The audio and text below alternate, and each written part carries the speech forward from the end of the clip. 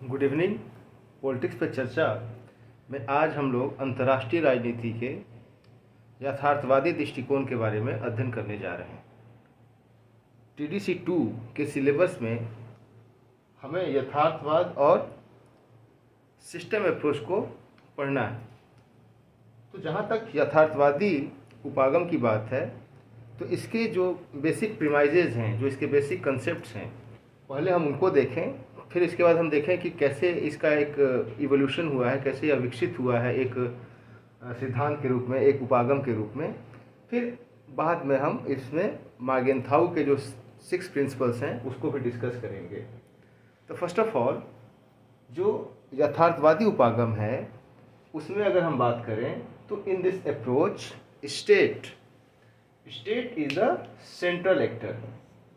राज्य जो है वह सबसे महत्वपूर्ण कर्ता है यथार्थवादी उपागम के दृष्टिकोण से, और स्टेट जो है वो हमेशा सिक्योर द नेशनल इंटरेस्ट, वह जो अपना राष्ट्रीय हित है उसको सिक्योर करना चाहता है, और यह रियलिस्ट अप्रोच में सबसे बड़ा ऑब्जेक्टिव है यथार्थवादी उपागम में।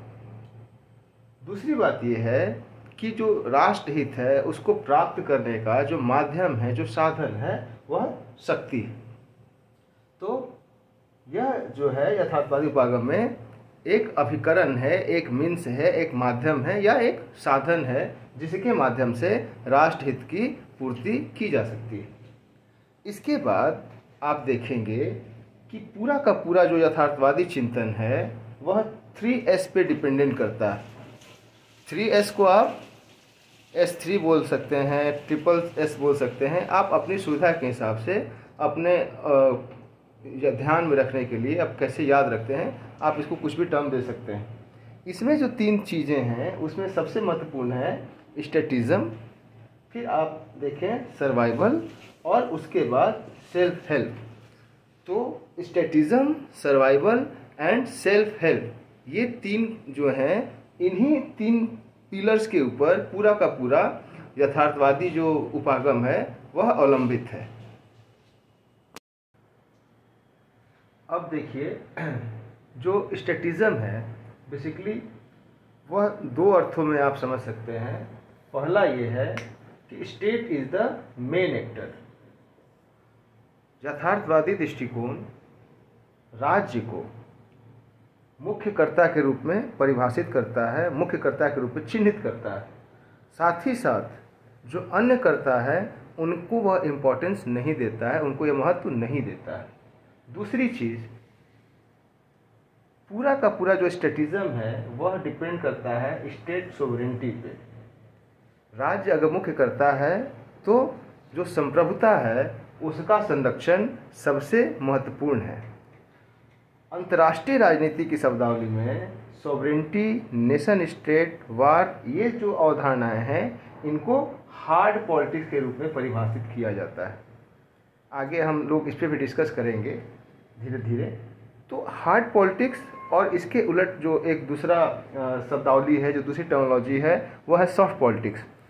इकोनॉमिक, कल्चरल, सोशल, जब इन एलिमेंट्स को हम इंटरनेशनल रिलेशंस में डिस्कस करते हैं तो उसको हम सॉफ्ट पॉलिटिक्स के रूप में परिभाषित करते हैं। और सोवरेनिटी, वार, ये जो टर्मिनोलॉजीज हैं, जो परपेचुअल कंसेप्ट्स हैं इंटरनेशनल पॉलिटिक्स में, उनको हम हार्ड पॉलिटिक्स के रूप में देखते हैं। द सेकेंड जो इम्पोर्टेंट पिलर था वह है सर्वाइवल का।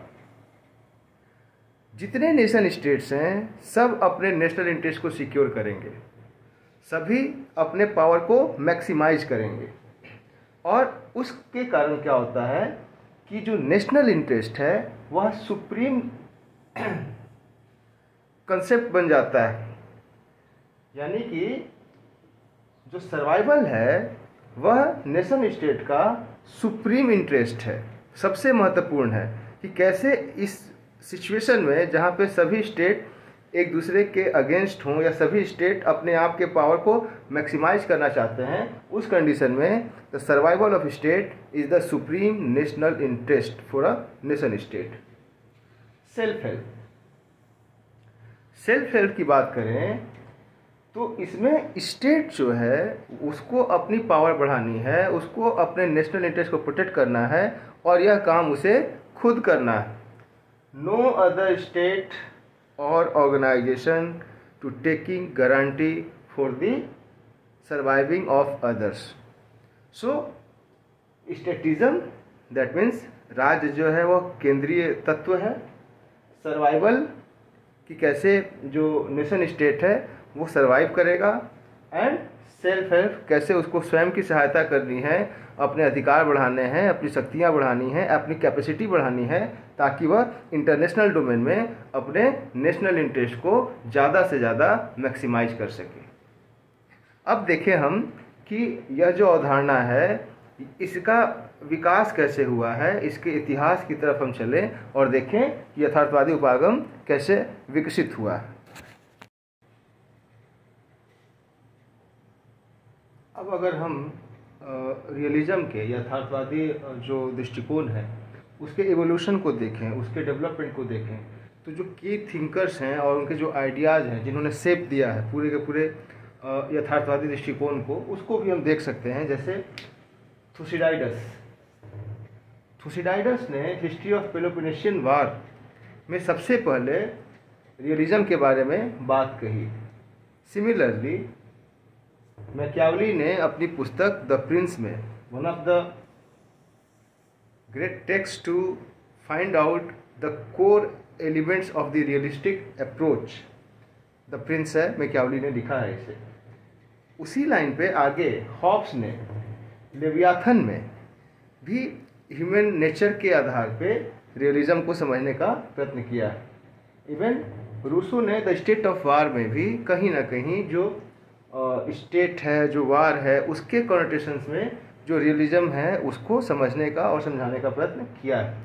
मॉडर्न डे में, आधुनिक समय में, 20वीं शताब्दी में आप देखेंगे मॉर्गेनथाउ ने सबसे पहले, अगर हम ये कहें कि सिस्टमेटाइज किया यथार्थवादी दृष्टिकोण को, सिस्टमेटिक तरीके से प्रेजेंट करने की बात कही, वो मॉर्गेनथाउ हैं। उन्होंने अपनी पुस्तक पॉलिटिक्स अमॉन्ग नेशन में इसको बहुत ही सिस्टमेटिक तरीके से डिफाइन किया, एक्सप्लेन किया।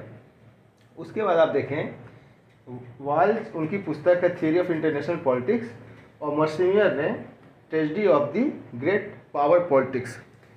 वाल्स और मर्सिमियर ये दोनों के दोनों जो हैं ये स्ट्रक्चरल रियलिस्ट हैं। मॉर्गेनथाउ के बाद इन्होंने रियलिज्म में बहुत हद तक संशोधन किया है और उसको स्ट्रक्चरल रियलिज्म का नाम दिया जाता है। जकारिया ने फ्रॉम वेल्थ टू पावर, और यहाँ पर ये जो जकारिया हैं ये न्यू क्लासिकल रियलिस्ट हैं।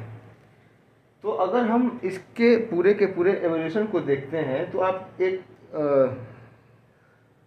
सरसरी निगाह से देखें चीज़ों को तो आप ये समझ सकते हैं कि इसके जो हिस्टोरिकल एग्जिस्टेंस है वो बीसीज में है, थुसिडाइडस के समय से है, और मॉडर्न टाइम में इसको सिस्टमेटिक तरीके से सबसे पहले मॉर्गेनथाउ ने एक्सप्लेन किया। फिर उसके बाद इसके जो अलग वेरिएंट्स हैं उसमें आप देखेंगे स्ट्रक्चरल रियलिज्म वाल्स का और मर्सिमियर का, और फिर न्यू क्लासिकल रियलिज्म में आप जकारिया का अध्ययन कर सकते हैं। तो आज तो हम लोग इतना ही अध्ययन करें, इतनी ही बात करें।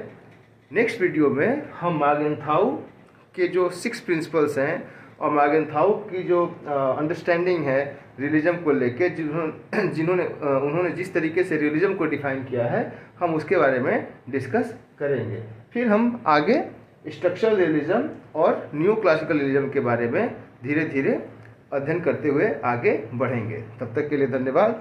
सभी को शुभ रात्रि।